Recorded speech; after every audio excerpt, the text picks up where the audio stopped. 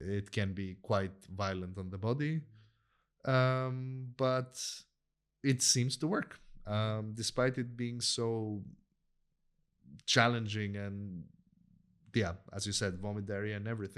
People seem to be extremely cleansed of a lot of things, both psychological and sometimes even body stuff.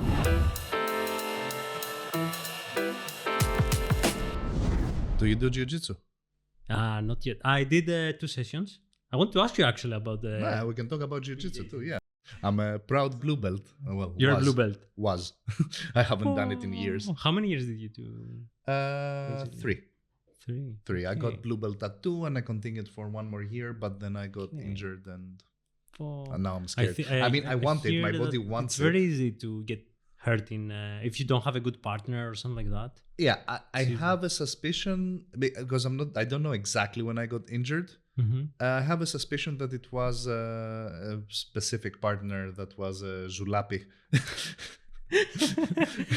And he there are some people that play on a Wednesday afternoon as if it's the world finals. Yes. And like, dude, we're sparring here. Like, yes. Chill. What's the point of this? And yeah, guillotine, pull neck, and possibly smushed my disc a little bit. Yeah, because I used to do Muay Thai, and we had guys like this that it was like they're fighting for, I don't know, they had like their psychological stuff and they wanted to get it out on you. But which very well might be the case. Yes. But I think in those kind of, again, it's dangerous, but it's not like a lock. And I feel like if you do that in Brazilian, it's very dangerous for the other person. Definitely can be. Yeah. Do you want to start? Because this is good content. Yeah, we're starting. Oh, we have started already. Yeah, okay. You'll do a thing. So when you're a white belt, you're not allowed to touch legs. Exactly for this reason. I didn't know that.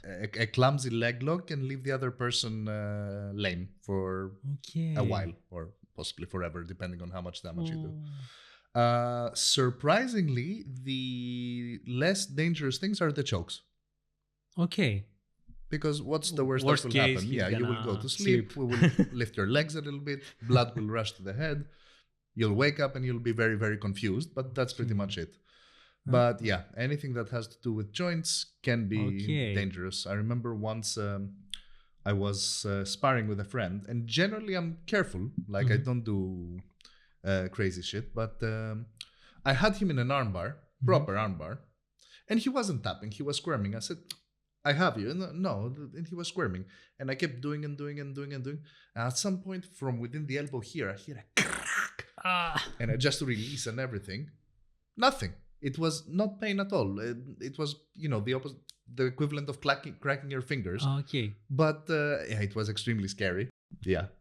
And yeah, as I said, my neck, probably a very clumsy guillotine. Okay. That did it. Yeah, because I did this year. I did 2 sessions to try out, and he just started with Kimura Americano. Rear naked choke, straight up. Yeah. This one. So I guess that's why, probably, because worst case you just go to sleep.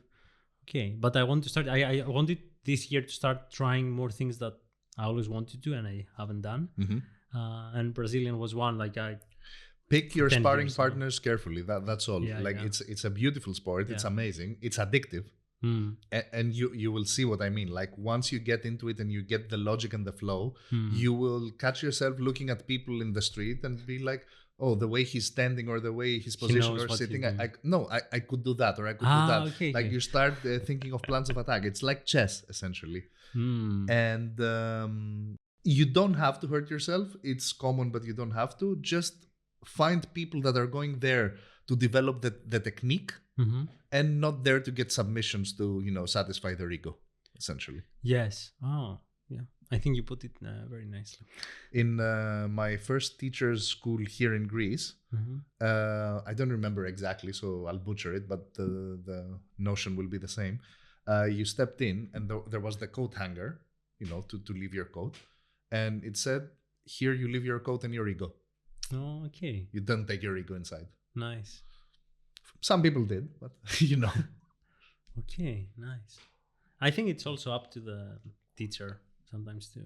Yeah. And a good teacher will properly humble students that feel, I'm someone. You think so? Let's play with me. Yes. Yeah. And when you're playing with a black belt, it's yes. completely different world. You feel useless completely. Yes. I also remember that in Muay Thai. Like, it's surprising how stepping in the ring with the coach, it's like just one leg kick. It's like you're going down. That's it. And that is because of pain. Yes. The thing with wrestling is that because it's not so grappling, rather, not wrestling. It shouldn't be so much based on strength. Of course, strength can help you, and sometimes strength can make for lousy technique. But because strength shouldn't be involved, you just feel tossed around, but without, force being inflicted on you. It's just leverage here and there, and you're just being thrown around like a ragdoll. And he can do whatever he wants with it. Yeah, and eventually they will get on top and they will start squishing you. And even without the submission, that squishiness is it's not great. The worst thing, knee to the belly. So if I start, I'm gonna ask you for tips. yeah. And a friend of mine has started now, and I was picking him for years to start because I knew he would like it eventually. He had a rough start because he didn't vibe with his professor so much. He's in Cyprus. He didn't vibe with the professor so much, and he got into the middle of the year, and he didn't have any base. But once he got into it, he said, "Man, this is addictive. I know what you mean. Like, I'm scrolling through videos all day, and I'm just thinking about techniques, and it's Yeah, I think it's a good idea to go around and try it. Like, I tried 2 times in different gyms. The gym that was way better and everyone recommended this one, I didn't like the vibe. The teacher.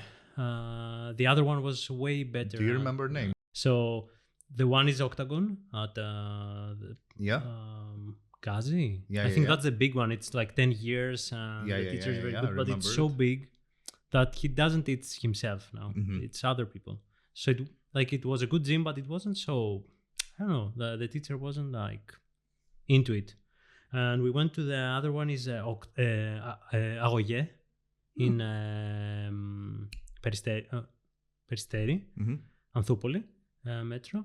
And because it's new, he was very enthusiastic about it. So he wanted to teach way more, and he stayed there. You could stay.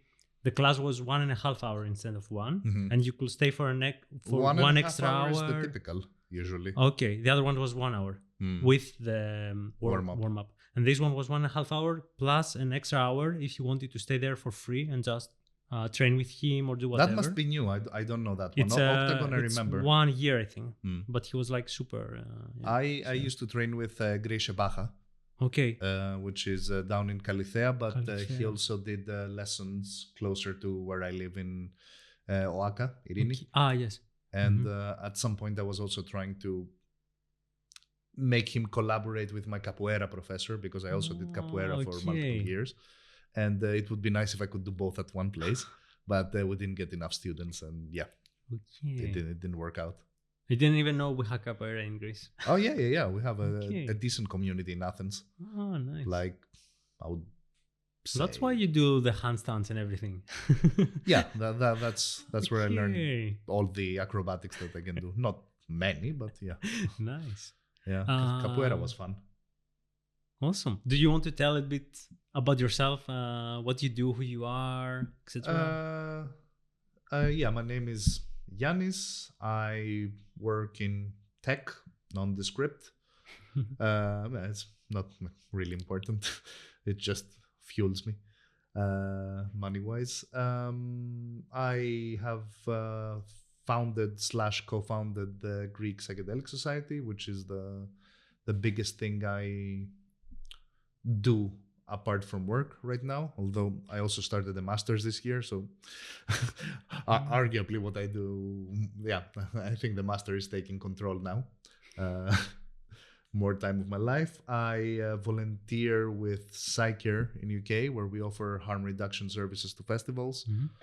And I also volunteer with a campaign in the UK to reschedule Psilocybin, the active ingredient in magic mushrooms, from Schedule 1 to Schedule 2, so that research is easier, cheaper, and more accessible.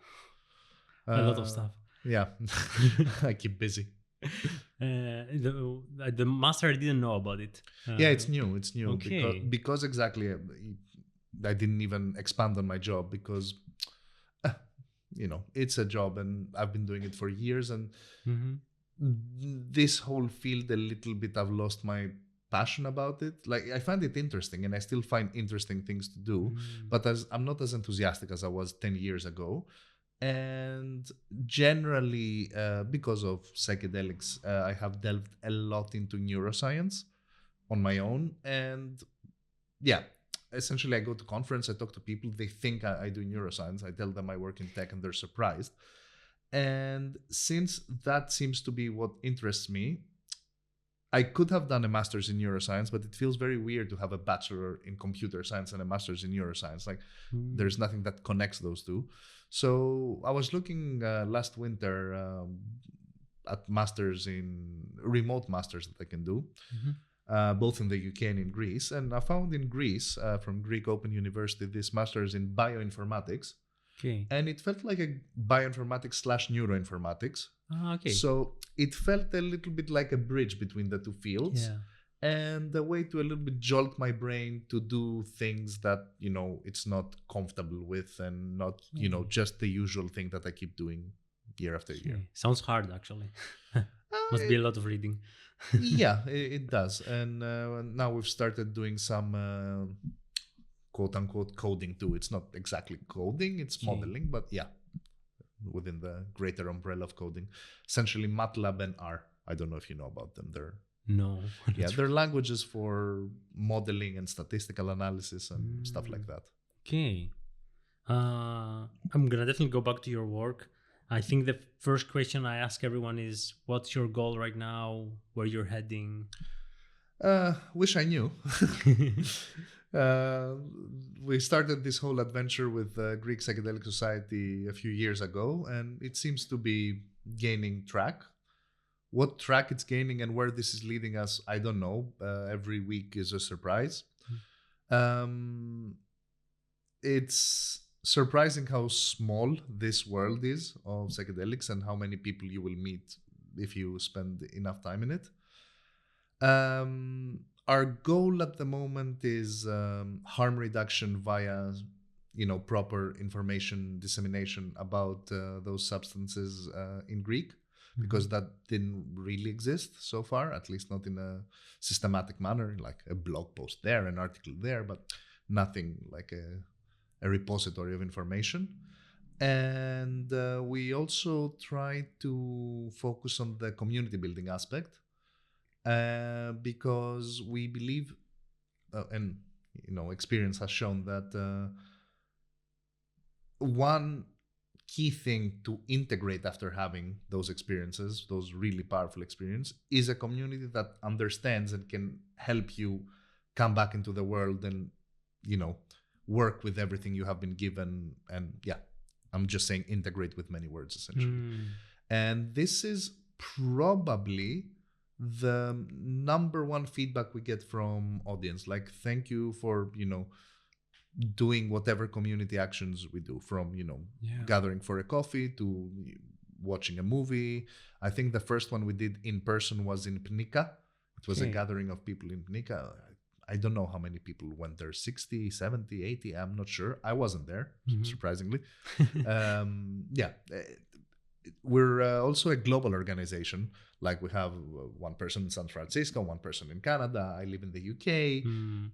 So, or organizing those things from afar is tricky. We have people in Greece too. And whenever we visit, we obviously want to meet and do actions like that. And apart from that, we also run monthly integration circles every month, where people that, live in an island or something that cannot just come, they have a monthly opportunity to come speak to the community, share experiences, or listen to other people's experiences, comment if appropriate, because we have some specific rules about moderating the space to keep it safe and private. So it seems that it has a lot of interest in Greece right now. I say that because you had you have been invited in Onassis. how it's called in, I don't remember the building. Stegi. Yes. Stegi Onassis. Stegi Ιδρύματος Onassis. Yes. And so people that don't know that in Greece, that's a big stage, I will say, that events are happening and stuff like that. And I think it's an NGO for culture and arts, essentially. That's how I would describe it. Best way, yeah. And they invited you there to talk. And I remember I saw that 1 hour after, it was like on social media. And way to reveal your addiction. Yeah. And no, the algorithm actually proposed it to me, so they know. Of course they do. So it was 1 hour after, and the tickets were gone, and you helped me find tickets to be there, but it was like 150 people, something like that. So pretty big. I don't know if you compare it with other countries right now in Greece. Generally, the percentage of people that are turned on to those things in Greece would be smaller than places like UK, US, Canada, Australia, Netherlands, Switzerland. But there is definitely a growing underground movement. Like there are things happening. There are underground ceremonies and gatherings, and people talk to each other. And of course, because we're a very conservative Christian Orthodox society, the prevalent opinion about those things is that they're just drugs for junkies. And people are afraid to talk to their circle about it. But I've heard, even stories of people saying, "You look different. Yeah, you also look different. Did you do something? I might have. Did you do something? I might have." And they have done ceremonies underground. Okay, fine. Then we can talk about this. But there is fear. There is fear because the societal stigma is still here, and getting on stage to present these things was kind of terrifying. But at least the audience there was definitely friendly and accepting. Like nobody came there to throw vegetables at us. No, I think it was very good and professional, and I think you didn't have so much time as you wanted to explain more. And I think it's very interesting that you mentioned that we live in a society like it's Christian Orthodox, because I know a person that was the actual opposite. Like he didn't believe in anything or close to Christianity or anything like that. And through an experience he did found that. So it was like I think I know that person the opposite. too. So it was super interesting. For me. I mean Christian Orthodox with the cliche meaning of it. Yes. So I think for everyone is a different. Definitely. And as they mentioned in the Stay event, there was or is, I'm not sure, I think it has concluded, but it might still be running, a study run by NYU where they're giving psilocybin to religious leaders of various faiths, including a Greek Orthodox priest. And I would really, really want to talk to that guy and try to understand before and after, like how. That's super interesting actually too, because I think it's a spiritual thing. So being spiritual figures, I would love to see how they experience it, and if there is similarities or anything like. Because I think in religions there is a lot of similarities if you look at them. I think if you go deeper into most religions, they point to the same thing, kinda, but the details of the surface level stuff are enough to keep people apart, essentially. I don't remember if I mentioned it. Like the name is Kikeonas, or how do you call it? So this is a little bit of a mix-up, and that will be part of a branding discussion that we're having right now. Okay. So initially, I had named it Eniu Elusis, subtitled Greek Psychedelic Society. I was running it almost on my own, essentially, and I had named it Society because I thought if they see Society, they will come. Okay. And it worked. Last year, almost a year to the day, a little bit more, one, I want to say girl, but she's a woman. We're adults now. One woman from San Francisco found me, essentially, Ellinas. And she wanted to start her own psychedelic society, and she had some designs already, and she had named her own Kikyon. Okay. So because there was a pharmaceutical also called New Eleusis at the time, psychedelic pharmaceutical. Now there are a dozen of them, or multiple dozens of them. So to avoid the confusion, we went with Kikyon, Greek Psychedelic Society. Eventually, we thought of Ελληνική Εταιρεία Ενθογενών, which translates to Greek Entheogen Society, company, something. Εταιρεία is an interesting word because it has many meanings. In terms of branding, if you want, from a very marketing side of things, it's weird to have Kikyon, Ελληνική Εταιρεία Ενθογενών, kinda. So right now we're going with Ellinas Takousis, and Kikyon might be eventually put to bed. Okay. And there are many other companies called Kikyon anyway, so that also causes confusion. Like there is a cafe in Elefsina that I know. There is a lab in Spain that is called Kikyon Analytics. You can send them your drugs and they test them for you.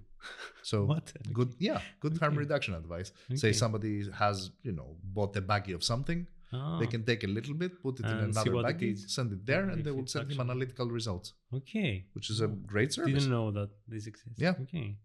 But there is a mix on your name, but at the same time, I know you have really good SEO. So people keep finding us. That's how Stegi found us. Essentially, they searched for Greece and psychedelics, and we were the first team to pop up. Essentially. Okay, nice. So I think this is gonna be a different kind of episode. Usually we're gonna talk about design or stuff like that. But hopefully it's gonna be for design. No, but I think it's gonna be helpful for other people, and maybe even for people that are against that to hear your opinion on that and maybe learn more about it. Because if I go way back a few years ago, I wouldn't be really open to it. Because I think from what you hear from society and how you grow up, you have some specific ideas. I was like that too. Okay. I was like that too.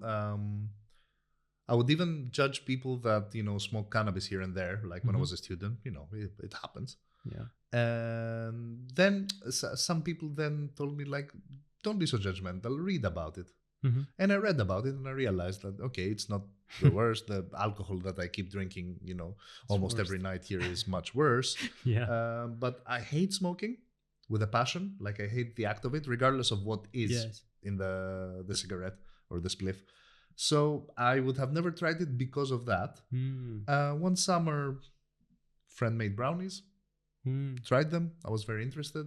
And afterwards, I started, really reassessing what those psychoactive substances are, their danger profile, why they have become illegal, and stuff like that. I see. Okay. Yeah, I'm also not so much about smoking. I never liked it as an image for some reason. I didn't really like it. Same. So cannabis was the same for all me. my senses. I don't like the ashtray. I don't like people holding it, people inhaling it, cigarettes especially. Yeah. You have the smoke from the other person. Yeah. All of this. And alcohol, the same for me. I didn't really drink it so much. Well, I drank a lot as a student. Okay.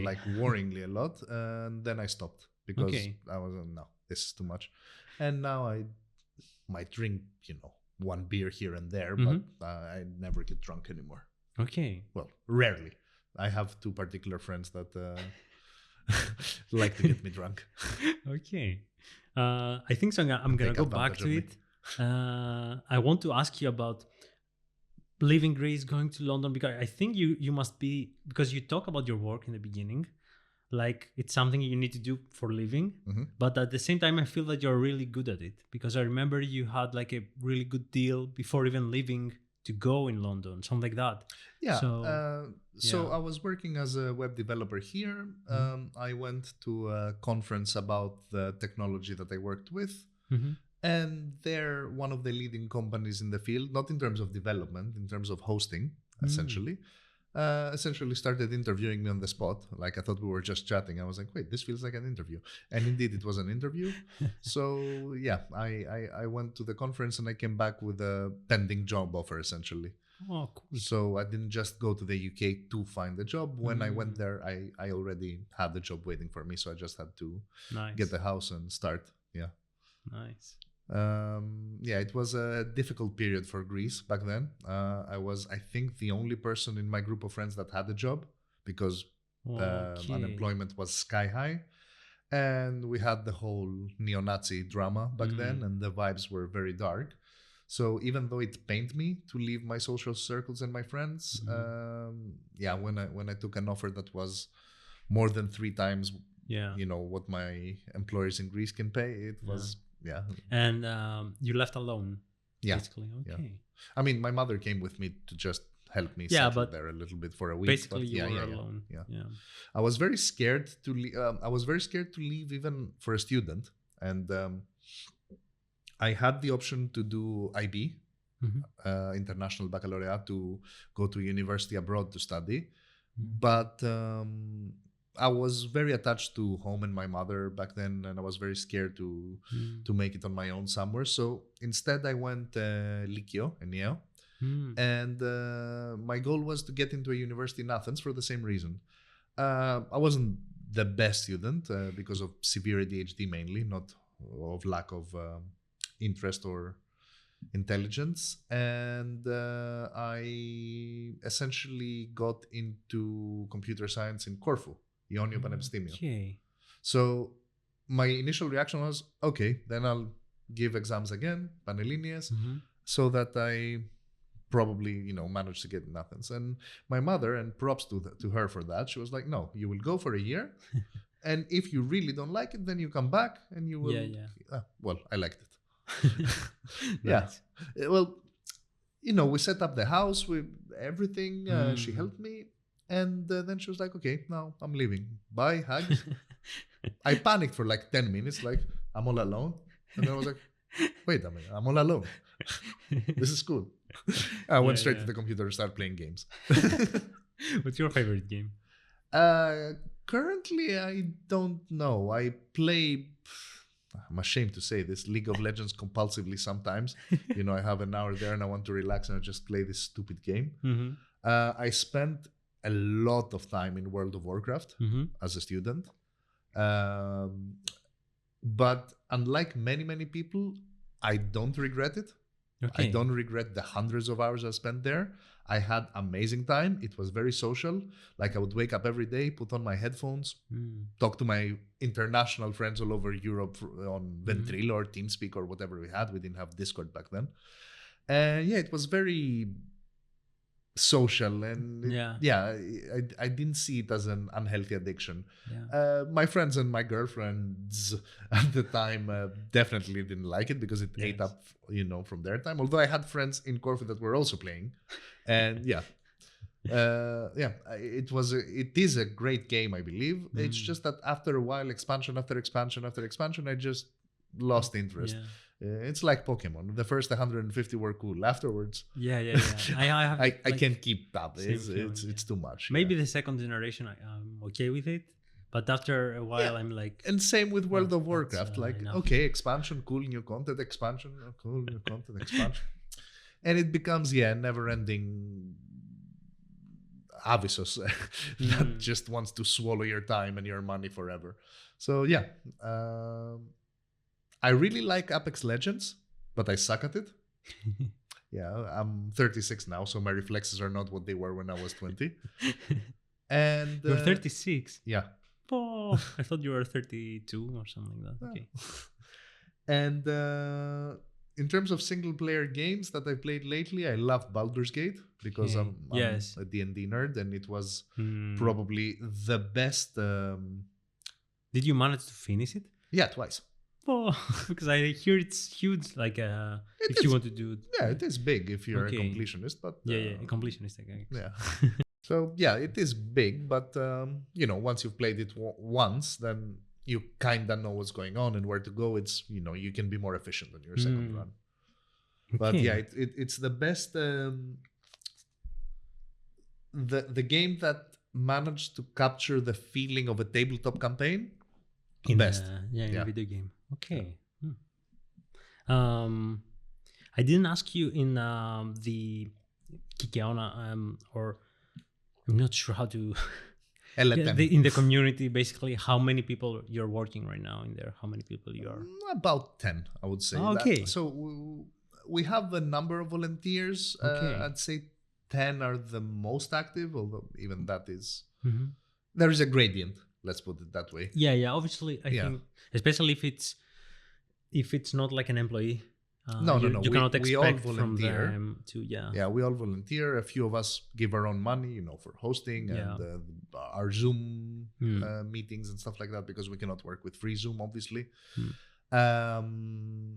And we volunteer money, time, and some people are extremely busy, masters, PhDs. We have a lot of researchers, as you would expect. So, initially we had when we first gathered the team, we had definitely an urge to grow it fast and run it as a startup, but we soon realized that we will burn out if we do it like this. So now we're taking it easy and we're letting it grow organically. Like, people will find us and like stay, essentially. We didn't chase that. It just happened to us. And I guess you have a lot of people like similar on us in the panel, in pharmaceutical, in industries like that, in all of this, right? Okay. Pharmacology, neuroscience, lots of psychologists in the field, definitely. Generally, towards those sciences, I would say. I'm the odd one out because I work in tech. Okay, yeah, I never thought that, but does it play any role? I don't know. It makes me feel less confident, definitely. Like going on stage with people that have PhD they have a background and letters after their names. And do you have any creatives? In terms of like, designers, or we had the Elliana that lives in San Francisco that found me has a friend who was our initial sort of designer and created whatever assets you can see on the website. Because I remember the illustrations. But we don't have a designer, dedicated one. Okay, I see. Cool.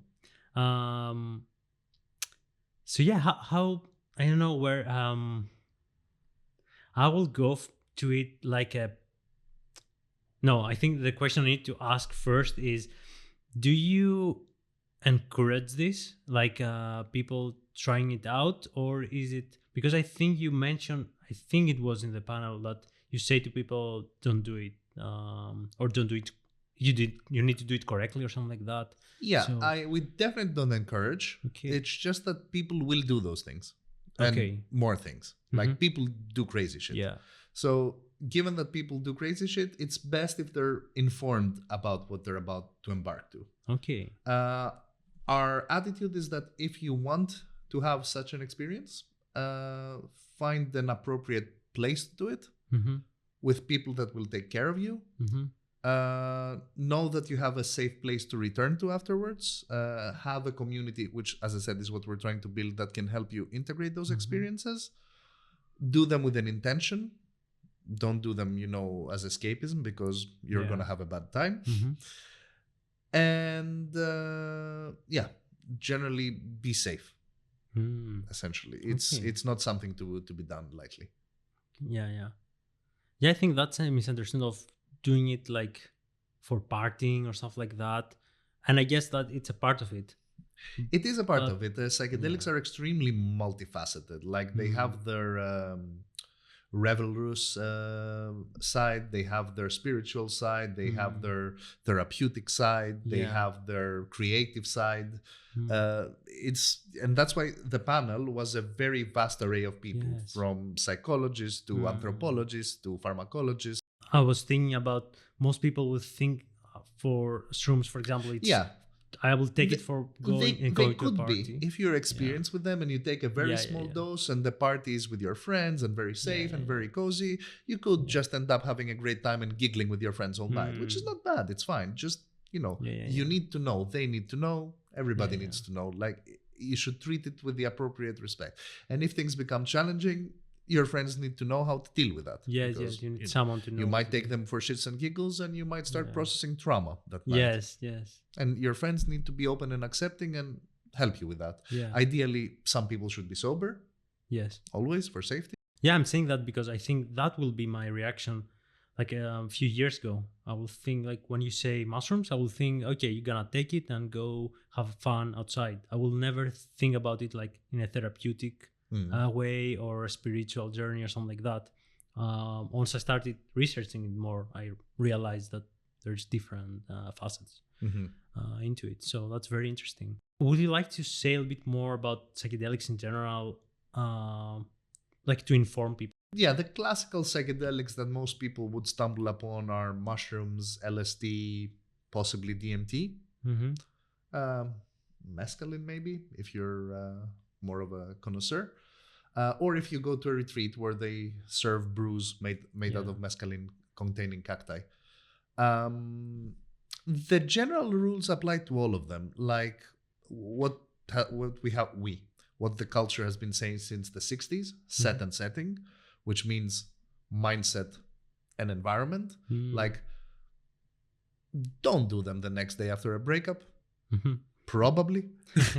I don't know. You might need to, but yeah, be in an appropriate mindset. Don't even if you're somebody that suffers from depression, do it on a period where you're more or less stable. Don't do it, on the deepest throes of despair. Again, it's gonna be bad. Yes, but again, always with caveats. Like, those things are extremely hard to make a protocol out of because you never know, and it's trial and error. And there could be cases, like we could see them in the comments afterwards, saying, I did them when I was in the deepest throw and they helped me tremendously. And I don't disagree. It can happen. It's just that you have to have some general directions. So one of them is, be in a good mind state. And as you said, the environment. Like, if you're doing it, especially for the first time, don't do it in the club. You have very high chances of freaking out. It's extremely stimulating in there. Know what you're taking. Know how much you're taking. And trust the process, essentially. Don't try to resist it. Don't try to stop it. Just try to as much surrender to it and observe it and see what you can gain from it, rather than trying to direct it for you. You need to know why you are doing it, basically. Have an intention, essentially. Which your intention doesn't have to be necessarily, I want to resolve the childhood trauma when I was 4 years old. It could be, I want to explore myself internally and see what I can gain. I guess you cannot even control it. It's gonna give you what it's gonna give you. Yeah, that too. A lot of people set intentions and then the trip goes completely different direction, and it's useful either way.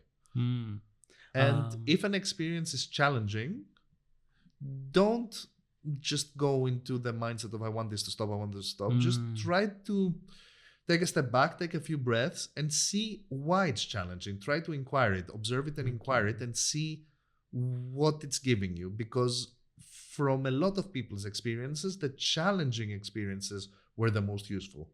And the ones that are just euphoric and giggly, like they're fun and they're good for the soul, they're nourishing, but they're not deep work. Because a cliche you will hear about those things is that I felt like I did like 3 years of therapy in one night. I was waiting to say that and ask you about that. That's what you said made me think about it. Must be that's why so many psychiatrists are interested into it, probably because psychologists most, but also psychiatrists. I'm confusing the word. Sorry. Psychiatrists will have to be interested, because the psychiatrists will be the people, or are the people in some country, that can administer them legally. Oh, okay. No, I confused the words. Sorry. They're highly controlled drugs, so you need a psychiatrist present in order to even have the license to give them. And I want to go back to what you said, to do it properly. And I guess I don't know if it's a retreat or having a shaman. I don't know if it's called like that or something like that. And go to a specific place. A sitter, I would say. There are many words. Some people say guide. Some people say, I cringe a little bit because I'm not guiding anything. I'm just sitting here ensuring that everything goes well. Facilitator is maybe a good word that I like. But basically someone that knows what he's doing and how to take care of you. And not being like, What countries can you try it for people who want to try it? Depends on the psychedelic. For psilocybin, Netherlands is definitely the destination. There are many retreats and individual people that offer those services. For people that don't know, in Netherlands, psilocybin truffles are legal, not mushrooms, truffles. Okay. The reason being that in 1993, maybe, I don't remember exactly, a girl that was drunk, high, and on mushrooms killed herself. So obviously we ban mushrooms because that makes sense. So the way the law was written, they banned mushrooms explicitly. Truffles are not mushrooms, so therefore there is this loophole. And everywhere in the Netherlands you can go and buy truffles, and you can essentially go buy your truffles and then go to the sitter and say, I bought them, I will consume them, because I think there's a technicality that the retreat or the sitter cannot buy them for you and give them to you. You need to provide your own thing, and they're just providing the service of taking care of you. Okay, that's interesting. Yeah. For ayahuasca, it's I think there are legal retreats in Spain in terms of countries close to us, and then pretty much most of the South American countries, because that's where it happened. The whole traditions, plural, of ayahuasca are from there. And there are many, many, many indigenous tribes that use various brews of ayahuasca with different admixtures and different plants, and completely different ceremony styles. There are the Shipibo that are more contemplative, and they have very weird songs for our Western ears. There are other tribes that have extremely melodic music with guitars and harps and even trumpets sometimes, and people will dance in the ceremony. So there is a huge variety in how this is conducted. I don't remember. I remember because I was looking for it, doing the research on it, because it was the one that was interesting about, like doing the whole trip up, in going into Amazon with a small boat through the forest, living in there for 2-3 weeks. And I don't remember which tribe was, but the song that they were playing during that was called Icarus. And I was like, all of that's them Asian. How did Icarus? It wasn't the song. Those songs are called Icarus. Okay. The songs that essentially those songs come to the shamans when they're working with plants. Shamans down there go on dietas, they call them, where they consume a specific plant over a period of weeks or months in order to commune with it and learn from it. And during that process, where they're usually isolated and eat very little, those songs come to them, which are a combination of their language and what they call plant language. In Western parlance, you could call this glossolalia, essentially.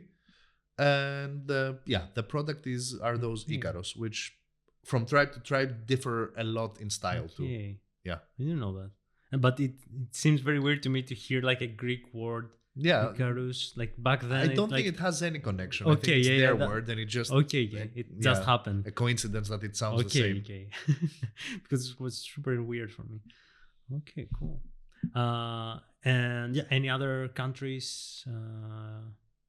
LSD, as far as I know, is not legal anywhere. After the 60s and everything that happened there. I think I remember Canada. No. Okay. No. I mean, Canada generally has the most chill drug enforcement policy globally, so it's very easy to find it, but it's not legal. I think that's it more or less in terms of legality, and of course, clinical studies. There might be a clinical study in a country that a drug is illegal with that drug because they have the permission. And going to the opposite now, like for people that are against it or they don't even like the idea, what will you say that's the difference between psychedelics and other drugs in general? And it's interesting because in English it's just drugs. In Greek it's weird that we use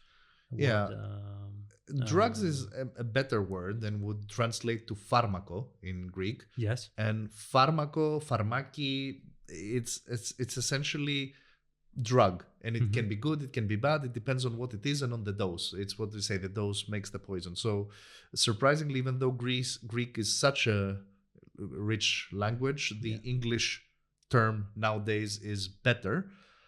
In Greece we call them all narcotics, which is very, very silly because the etymology of the word means things that sedate you, things that put you to sleep.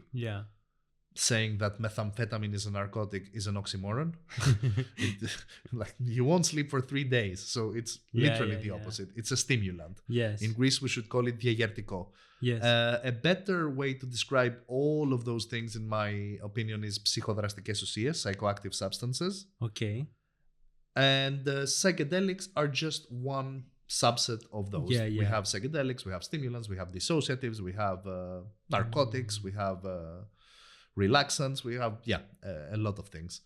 How do psychedelics differ? Well, all of them differ. Like the same way cocaine differs from heroin.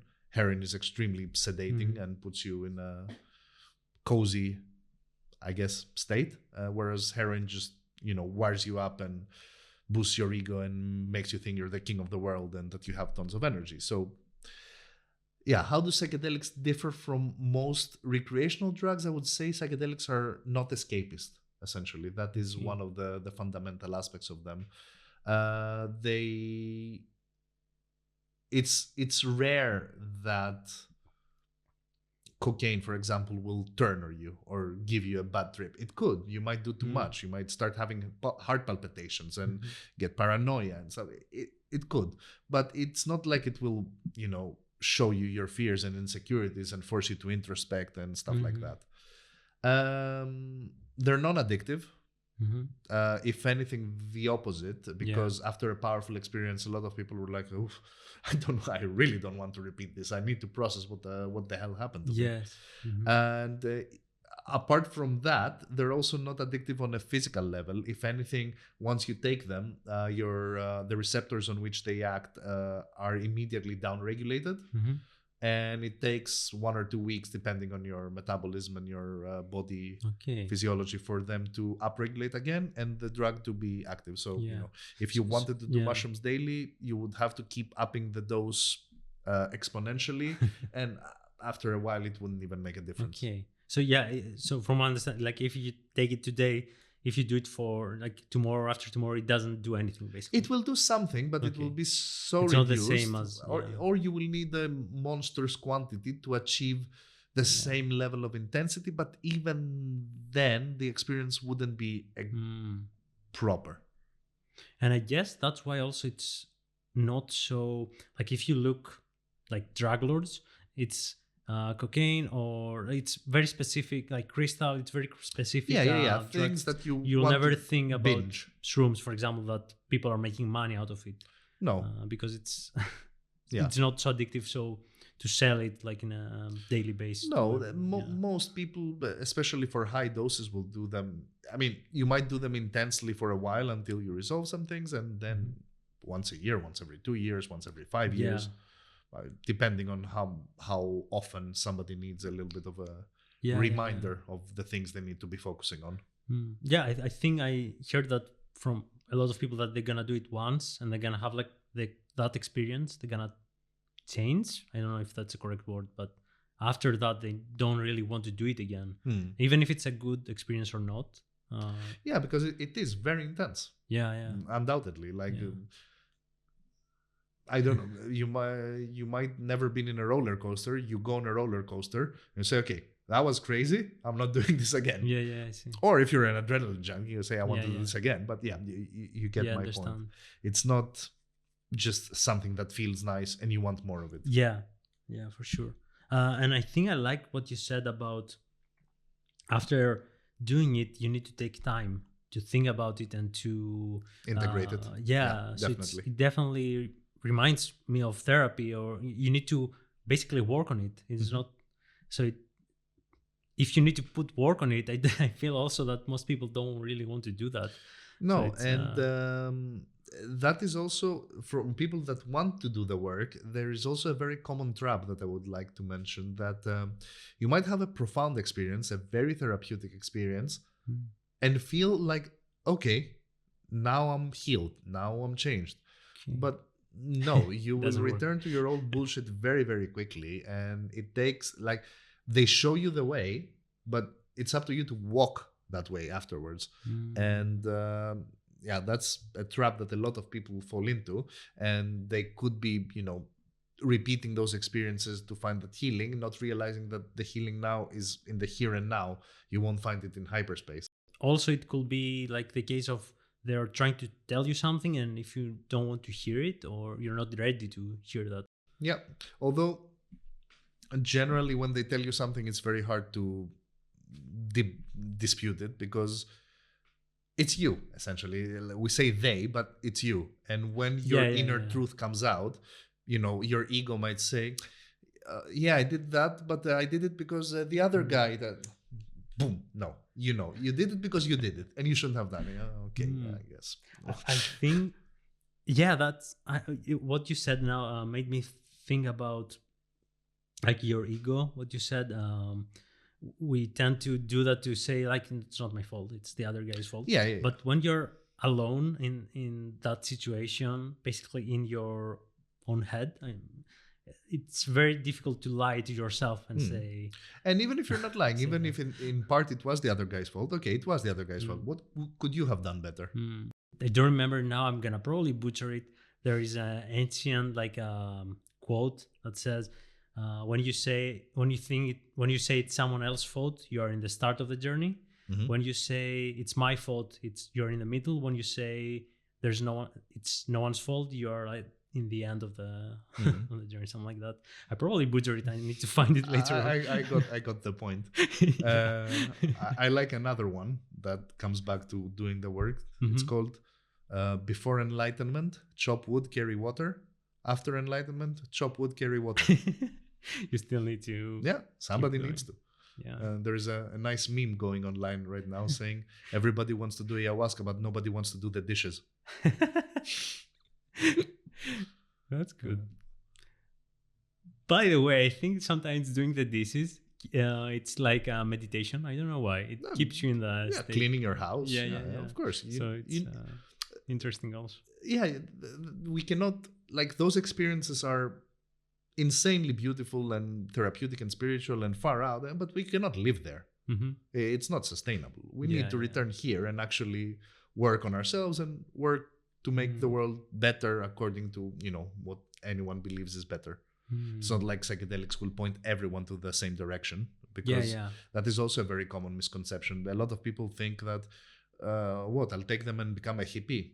No, they're non-specific amplifiers. That's what we call them. And if you're, I'll say another extreme, if you're a Nazi, it's very possible that they might make you even more in touch with your convictions, or they could completely shatter your convictions. It depends on the person. It's very hard to say. Yeah, I see. Generally, there are some trends, like they seem to open people up, open them to, novel ideas and novel points of view. So they tend to ever so slightly maybe push people to be a little bit more liberal and more open, but you can never make predictions about those things. Yeah, and I guess if it's lowering your ego, you probably go that way. Yeah, and there is also a small correlation that they have with increasing nature connectedness and making people more aware of how interconnected we are with nature, because they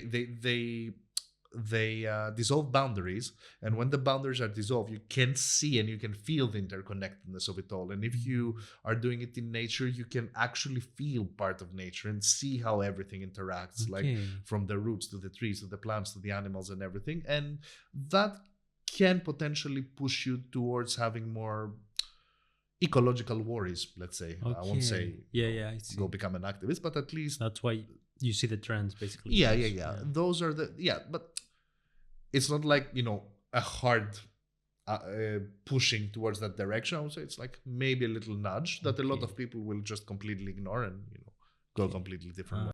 I'm gonna go to the fast questions of a section where I ask you 3 fast random questions, and then you can answer with the first thing that pops in your mind.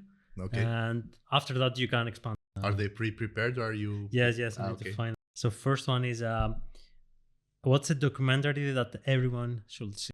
Generally, I would say David Attenborough's documentaries about the world, because of all the eco anxiety that I was talking about. But to keep it...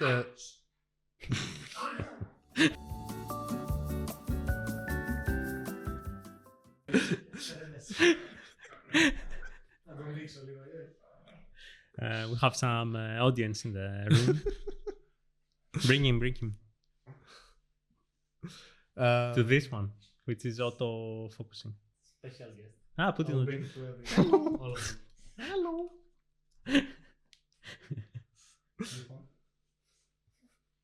Είναι σκοτεινός από εκεί. Square the bag. But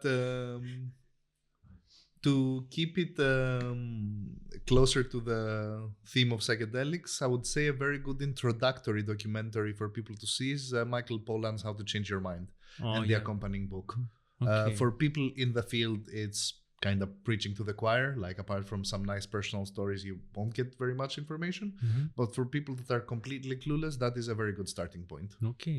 Second one, if there will be like just one drug for the rest of your life, and it's like that only one, what will you pick? Well, I would say morphine, because in the end we'll all be in pain, and you need that. But no, in terms of the more colloquial drugs, I assume you mean, drugs that are currently legal. It would definitely be mushrooms for me. Yeah. Like, they have been the most helpful, the most therapeutic, and despite them not being fun, it doesn't matter.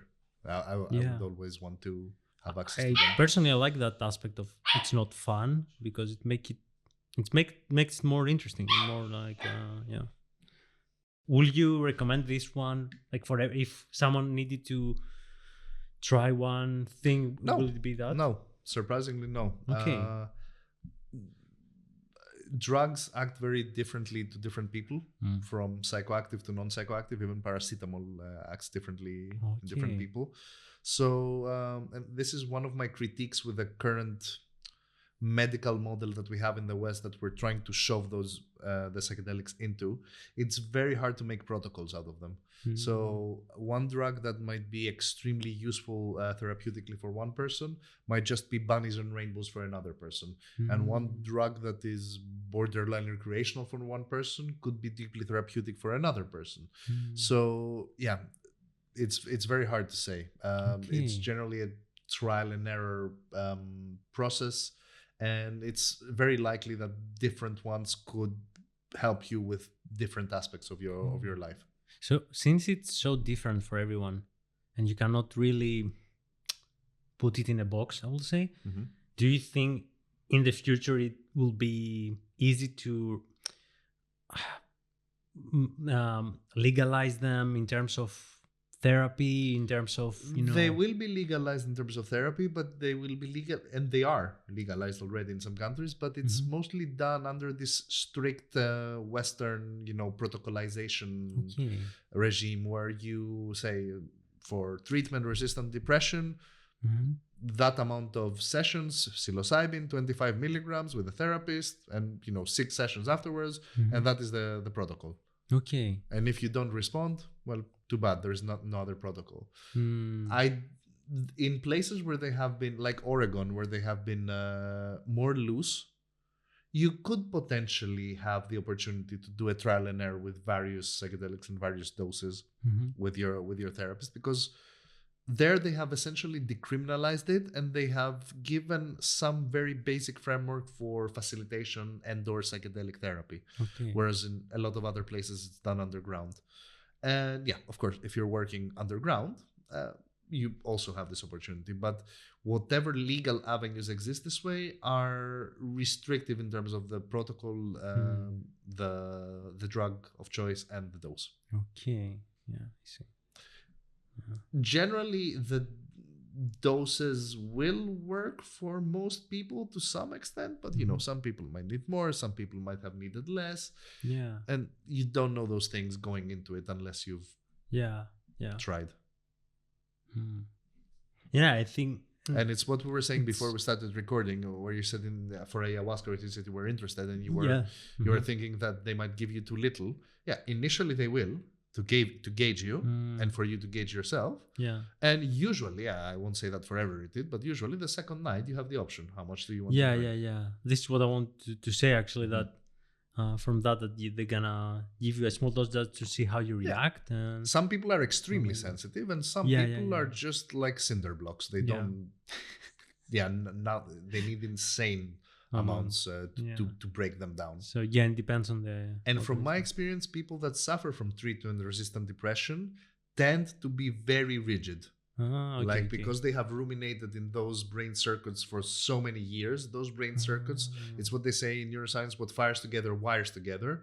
They have become extremely strong and resilient, and high doses are needed in order to bring a wrecking ball to that construct and allow the person to. Is it more in the mind, not so much how the body absorbs it?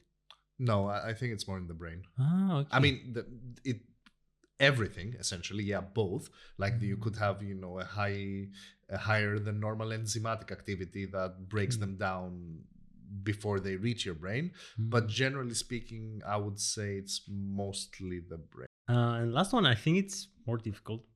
But for some reason, I felt that that's the question I should ask you for some reason.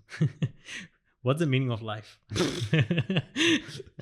There is none. You make it. Okay. Essentially. I don't think that there is any inherent meaning to life. People grow up with different values, different priorities, and it's up to them to figure it out. We had the religion for a long while giving us some kind of meaning, but since we killed God, it's up to us to figure it out on our own. What my philosophy is that as long as you're fulfilling whatever the social contract is, whether it is, in a small tribe in the Amazon or a big society here, and you're not abusing other people, you're at least meeting the baseline. From there on, literally whatever gives you meaning, whether it is to watch all the movies that humanity has created, or to explore all the caves of the world, or to become the best at the sport, whatever gives you meaning and whatever drives you, that is fine. There are no rules to the game of life. So do you have any stories of people that like they changed a lot or it helped them a lot, like you saw like a big difference? Multiple breakthroughs, from realizing past trauma to getting past trauma and having extremely healing experiences.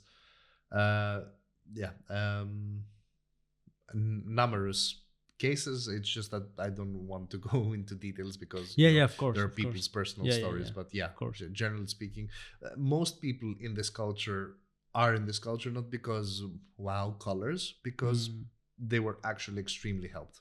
Okay. And you can probably find things that you didn't even know you had.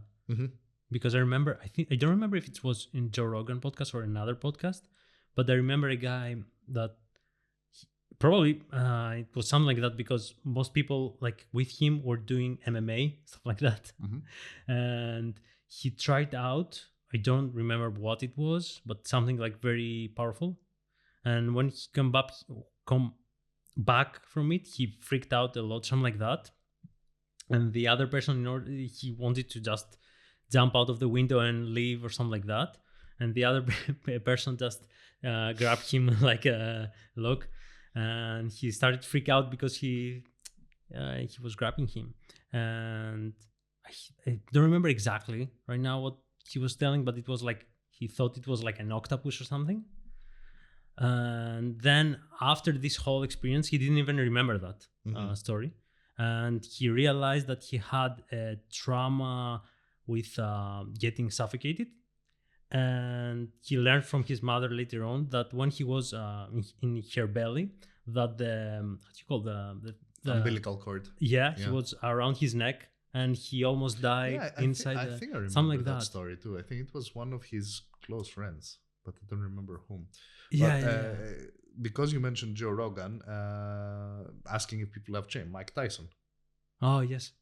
Huge change. Yes. From smoking toad venom that contains 5-MeO-DMT, which is an extremely powerful psychedelic. And I didn't mention it before because it's not as common, but it is definitely encounterable. And I know of at least one pharmaceutical company that is now testing it for treatment-resistant depression. Yeah, I guess it's more towards depression in general. Not really, like depression, OCD. Okay. One of the first actual uses that we will see of a not psychedelic and pathogen, we call it, is MDMA for PTSD. Like that is the longest running program started by MAPS, the Multidisciplinary Association for Psychedelic Science. Yes, I got the acronym right. They've been at it for over a decade, and now they're in phase 3 trials, and they're expected to get some kind of authorization soon, because MDMA, while it has the reputation of being a party drug, and it definitely can be, it is extremely therapeutic if done in a controlled environment and with either a therapist present or friends present, and it allows you to open up and revisit fearful, shameful, traumatic moments, but without the emotional reaction that those things evoke, and allow you to process them properly for the first time since the initial traumatic experience happened. Funnily enough, MDMA, its first use when it was resynthesized in the 70s. I don't remember when Shulgin resynthesized it, but it was for not psychedelic, couples therapy. Oh, okay. And it was tremendously good for that, but eventually it escaped the psychotherapist's room and it found its way into the clubs. And in 84 or 86, the DEA over one night banned it because they hate fun. Also, it can be dangerous. Like MDMA is one of those drugs that if you overdo it can legitimately kill you. Okay. Yeah. You can, because it releases a lot of serotonin in the brain. Too much is released, you can go into a state called serotonin syndrome, which unless treated urgently can overheat you, cause brain damage, and you can legitimately die. Unlike the classical psychedelics, which you can take tons of, you're risking psychological damage obviously, but in terms of dying the chances are zero. Well, unless you since you mentioned that, is it true that you should try it after 30s or something like that? Because they say that before that age you could reveal that you have if you have a predisposition to schizophrenia or mental illnesses, you should never do them. Not after of course. 30, but I think they say that if you do, it's gonna be before 30s, so it's safer to do it generally speaking. Yes, if schizophrenia is to show itself, it will show between your teens and your 30s. Okay. So generally speaking, people that haven't exhibited any schizophrenic symptom up until that age should be safe, but you never know, and that is always a gamble with psychoactive substances. Okay. Yeah, and I wouldn't recommend them for people younger than 25 because the brain is still developing. I wouldn't recommend any psychoactive drugs to people lower than 25, not even alcohol. I know that people will laugh at me, and as students, people drink a shit ton, but it's not good for a developing brain. And generally speaking, the later you do them in life, the more life experience you have to work with. So there is more material to dive into and start unraveling.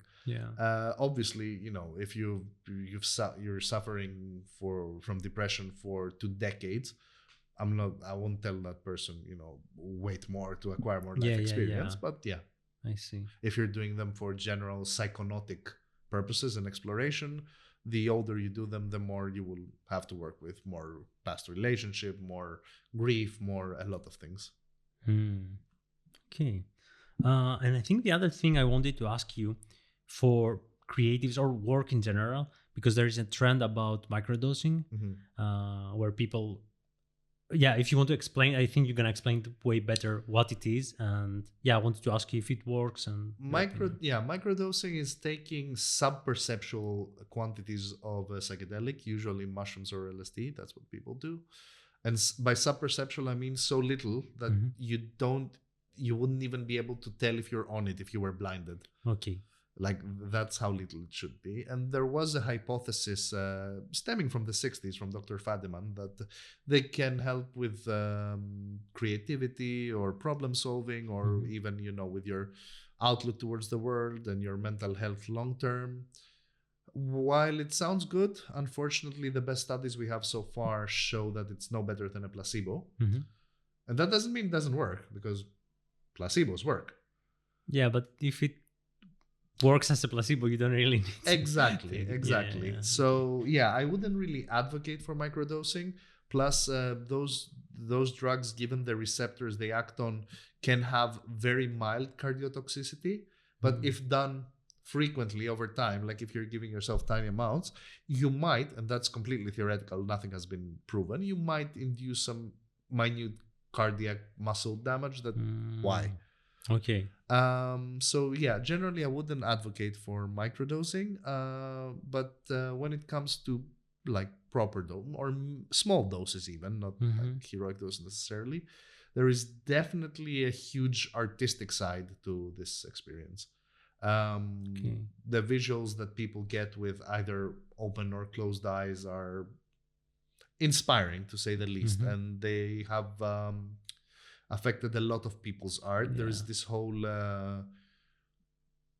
genre of artists that are called visionary artists that essentially derive inspiration from experiences like that, with people like Alex Gray being the sort of grandfather of this, but a lot of novel younger artists that work with both traditional mediums but also digital. Android Jones is an amazing artist. Salvia Droid is an amazing artist, and they're all inspired. Also, there's an artist called Harry Pack that has a very specific cartoony style that really seems to mimic visuals people get on DMT. Okay. Yeah. Okay. I'll look him up. And one of the tribes in the Peruvian Amazon, the Shipibo, have very specific patterns that they need in their fabrics, and those patterns are patterns they see with closed eyes when they drink ayahuasca. Okay. Interesting. So and one study that was done in the 60s, right before psychedelics were banned, again by Dr. Fadiman, who proposed microdosing, was to gather professionals like architects, tech people, artists, whatever, who were stuck creatively, and to put them in a very nice living room with records, vinyls back then, and books and puzzles and supplies and paper and pencils and everything, give them 100 micrograms, I think, of LSD, and just leave them there for 12 hours. And a lot of people reported amazing breakthroughs with regards to their creativity after that. So that's another facet that people could use them. Since you mentioned the Amazon, I wanted to ask you about your trip there, going to a retreat there, or I'm not sure exactly. Yeah, it was a retreat. It was essentially two retreats. One retreat that had two locations. One was in Urubamba, which is higher up in the Andes, not super high as far as Cusco, but it was, I think, 2,500 meters above sea level. Okay. It was hard to breathe. Like you go up one flight of stairs, and 1 week we spent in the Amazon proper. Like we went down to Iquitos. From Iquitos we took a tuk-tuk out of the town. From the tuk-tuk we went to the boat. From the boat we went 3 hours up the river, and then we arrived to the retreat, which was like houses on stilts. And why on stilts? Because on the rainy season, the river goes up like, 7-8 meters. I remember there was a village nearby, and the village was in the shape of the Greek letter P, sort of. Yes. And in the center, they had the big field. And they were telling us, in the summer, this is for football. In the winter, we fish here. This is our lake. Wow. Yeah, that is extremely drastic change. Yeah, it was a retreat. A lot of American and Canadian people were in our cohort, our group. They offer ayahuasca. It's essentially 4 experiences per week. Okay. In Urubamba, one of the experiences instead of ayahuasca was San Pedro, which is a mescaline-containing cactus. In the jungle, it was all ayahuasca. So within 2 weeks, we drank ayahuasca like 7 times.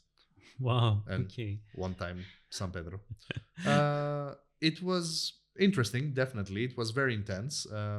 People that have done ayahuasca really know how much work it is. You don't do this for fun. Yes. It's definitely not fun. I think I hear you, because the idea is to clean up yourself. You throw up, you have diarrhea. It's like very bad. They call it the purge, essentially. And it can be quite violent on the body. But it seems to work, despite it being so challenging and as you said, vomit, diarrhea and everything, shaking, convulsions some people get, like you can have a lot of body reactions. Afterwards, people seem to be extremely cleansed of a lot of things, both psychological and sometimes even body stuff. Like pains that they have that they couldn't explain, and they're just gone because they could have been psychosomatic. There are even some obscure cases of people, their cancer going on remission afterwards. And I don't know for a fact, but I wouldn't find it absurd to believe that cancer could be a reaction to stuff you haven't dealt with. It could very well be, because of all the chemicals in the environment, etc. But, if you're holding grief for 4 decades inside your body, I wouldn't be surprised if your body reacts with... I think that a lot of things that we have coming out in our body, it's because of psychological. There is a book that I have started but haven't finished because it's very heavy, called The Body Keeps the Score, that essentially deals with this in particular. So what will you say was your favorite kind of trip, like in the Amazon, for example, or any other? Because I know you're going to a lot of different...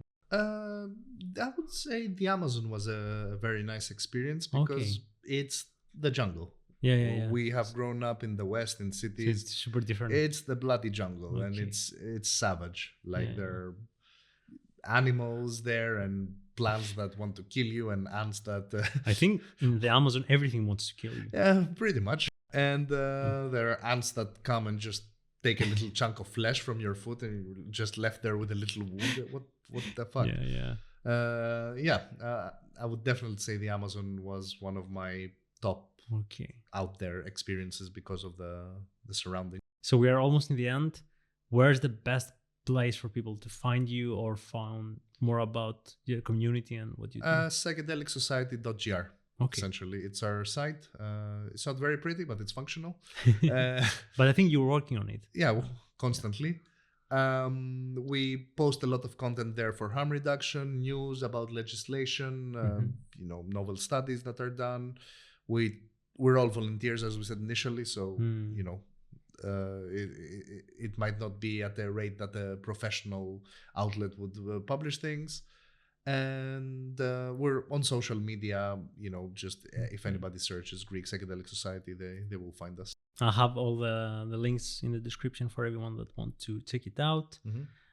Last question I ask everyone is, do you have anyone to recommend, to shout out, that I could bring on the podcast, that he could be a good fit for? Definitely. You actually met him the other day, so it would be Dimitris Hall from the Easy Greek podcast or YouTube channel. Both, Easy Greek. If you search for Easy Greek, you'll find him. Great guy. Yeah, he seemed like very nice. Okay, cool. I'll talk with him for sure. Anything that I should ask you and I didn't? Anything that you want to share? Any tips? No, I think we covered everything. I'll just repeat be careful. If you seek those things, go somewhere that you can be taken care of, and that you, at least to the best of your knowledge, trust the people that will be facilitating those experiences. Don't explore them alone. If you do, against my advice, read as much as you can. Not only our site, you can go to Arrowhead, you can go to Psychonaut Wiki. There are multiple resources online that can give you some preparation. I also would advise to read other people's experiences, as many as you can, so you can have an idea of what to prepare for. Perfect. I think we can close this way, and you're welcome to come back to the podcast whenever you want to talk, man. Next time I'm in Greece. Yeah. Awesome. Thanks.